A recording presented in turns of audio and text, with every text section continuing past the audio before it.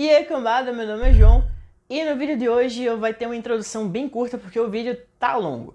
Como eu prometi, eu vou falar sobre A Outra Volta do Parafuso, o livro que deu origem à adaptação A Maldição da Mansão Bly, que foi lançada na Netflix. E eu vou falar, além do livro, sobre 4 filmes adaptados desse livro. Então, se você ainda não é inscrito no canal, já vai se inscrevendo aqui embaixo, já vai deixando o seu like e vem comigo!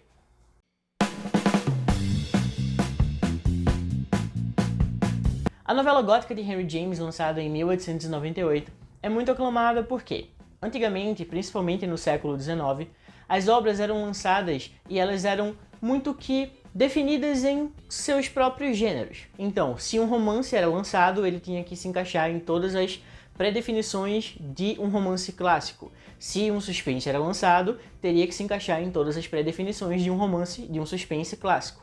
Aqui não. A Outra Volta do Parafuso entra em diversos gêneros diferentes, o que não era tão comum para a época, inclusive para o próprio Henry James, que já tinha escrito alguns outros livros que se encaixavam nessas pré-definições. Então, ele se tornou um livro muito aclamado, tanto na época quanto até hoje, e por isso existem tantas adaptações.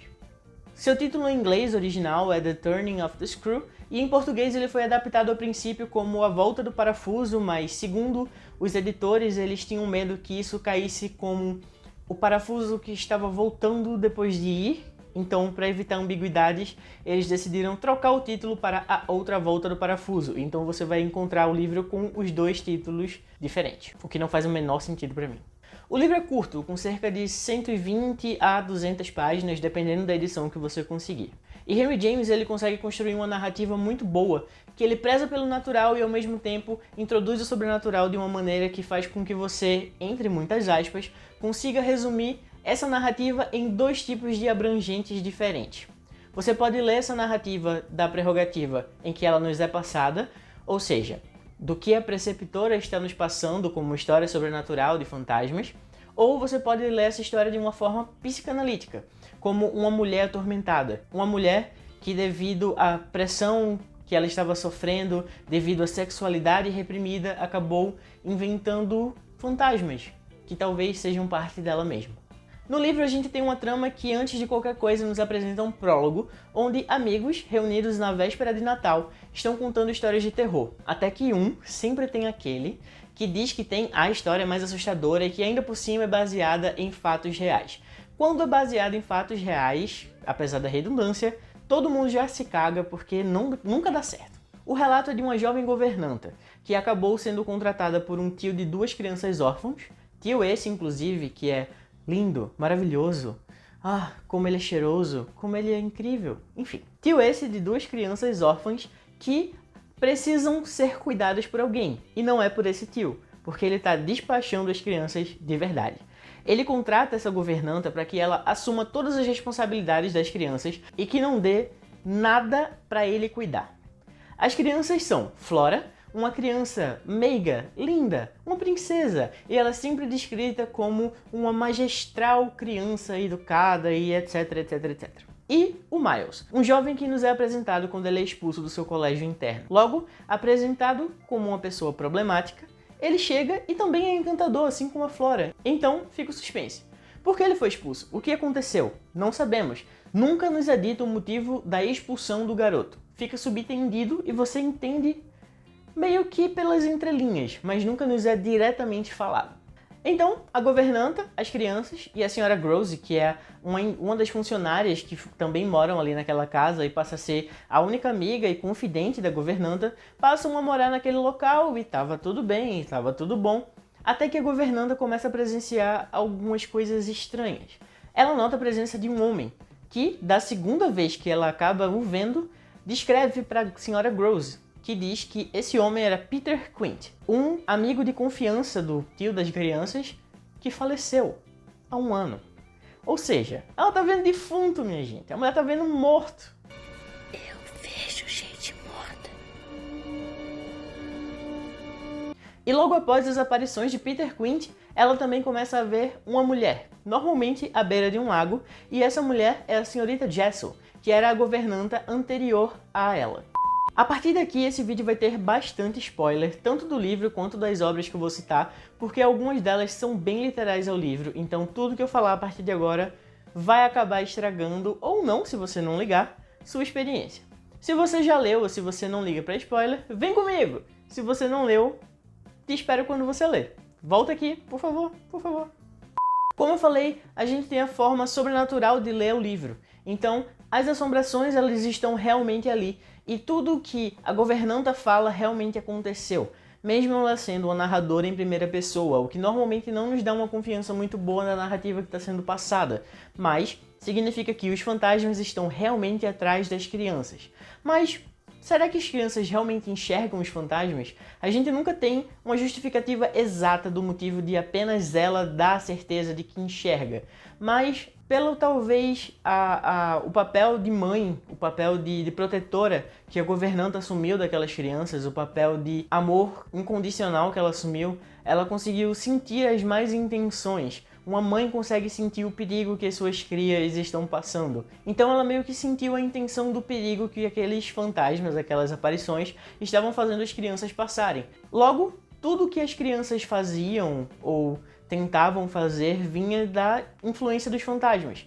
Eles eram apenas marionetes, sendo manipulados o tempo inteiro. Já a versão psicanalítica de se ver, uma versão mais voltada para a mente e para a psique da personagem, a narrativa não nos dá nunca o nome da governanta. E isso pode ser uma forma de proteger a identidade da governanta, já que é uma história contada por terceiros, como também pode ser uma recusa do autor de dar uma personalidade própria àquela mulher que está sofrendo de um ataque de histeria. Porque vale lembrar que esse livro é de 1898. Algumas análises dessa história falam sobre como é possível que ela tenha enlouquecido devido ao fato de ela ter deixado de lado toda uma vida, todos os seus desejos e todos os seus sonhos para dar vazão ao sonho de terceiros, à vontade de terceiros. Ela abandonou a sua essência de mulher para ser mãe de outros. Então, os fantasmas foram criados como partes dela mesma, partes que ela abdicou de si para poder dar a outros. Mas eram partes dela que ela tinha como errada. Lembrando que ela era filha de um pároco e mulheres antigamente, ainda hoje na verdade, mas principalmente no século XIX, tinham a sexualidade como um tabu enorme. Então supõe-se que ela ainda era virgem.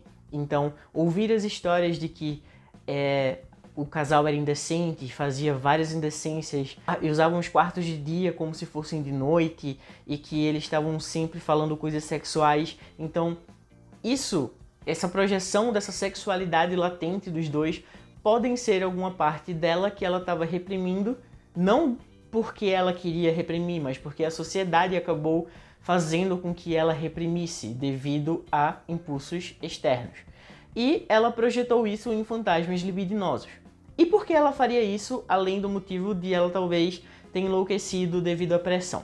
Bem, algumas versões de narrativas, isso não fui eu que falei, mas que dá para se entender da história, falam que ela estava apaixonada pelo tio das crianças desde o começo da história. Então, ela precisava buscar um jeito de chamar a atenção dele, já que ele disse que não era para falar com ele sobre hipótese nenhuma sobre as crianças. Então, o que seria que ela poderia fazer para chamar a atenção dele se não fosse com fantasmas que queriam possuir os dois sobrinhos dele? Não tem nada melhor. Além disso, vale ressaltar também no livro que tem um trecho que é meio complicado. E eu vou ler aqui. Por quem será que ela estava apaixonada? A história dirá. Incumbi-me de responder. Ela não dirá. Não de modo literal. Vulgar. Bem, esse trecho está na página 30 e fala sobre a forma que a relação que Miles e a governanta desenvolvem. Como aquela relação é estranha porque a gente não sabe até que ponto aquela relação é uma relação entre mãe e filho ou uma relação entre homem e mulher. Até onde vai a influência de Peter naquela criança? Também tem análises que falam que as crianças poderiam ter sido abusadas sexualmente pelo Peter e pela senhora Jessel. Então eles assumiram posturas sexuais de uma forma mais latente e de uma maneira mais nova. Então eles são crianças com desejos sexuais. Então a gente tem influência de fantasma, a gente tem uma mulher que acabou confundindo um desejo materno com uma relação homem-mulher, a gente tem uma criança que está traumatizada por um abuso sexual e está transferindo a culpa barra sentimento que ele tinha pelo abusador para outra pessoa mais velha. Então, é um livro que ele abre muitas possibilidades para poder se ler. Justamente por isso, ele tem tantas e tantas adaptações.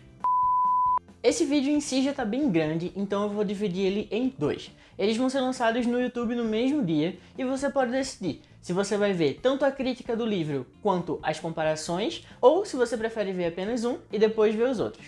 Tá nas suas mãos. De qualquer forma, os dois estão aqui. Essa é a primeira parte e eu espero você na segunda parte, que é a comparação do livro com as 4 obras que foram inspiradas por ele. Tá bem? Então, até o próximo vídeo, que é agora!